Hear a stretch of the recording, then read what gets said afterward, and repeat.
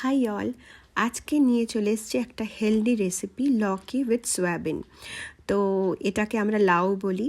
তো প্রথমে কড়াইয়ে একটু গরম সর্ষের তেল আর জিরে ফোড়ন দিয়ে আমি লকি আর সয়াবিনটাকে একসঙ্গে দিয়ে সব মশলাগুলো দিয়ে দিচ্ছি। ধনে গুঁড়ো, জিরে গুঁড়ো, হলুদ আর স্বাদ মতন সল্ট নিয়ে একসঙ্গে মিক্স করব। এটার মেন ক্যাচ হচ্ছে যে এটা একটু ঢাকা দিয়ে রান্না করবে, এক্সট্রা ওয়াটার দেবে না, তাহলে এই কারিটা খেতে খুব টেস্টি হয়। তো আমি অবশ্য সয়াবিনগুলোকে আগে একটুখানি ওয়াটারে আমি সোক করে রেখেছিলাম।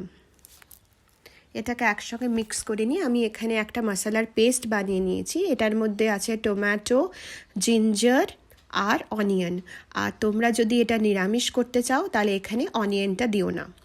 এখানে আদা, পেঁয়াজ আর টমেটোর পেস্ট রয়েছে, রসুন কিন্তু নেই, রসুন আমি দিই না। আর যদি নিরামিষ করতে চাও তাহলে অনিয়নটা দিও না।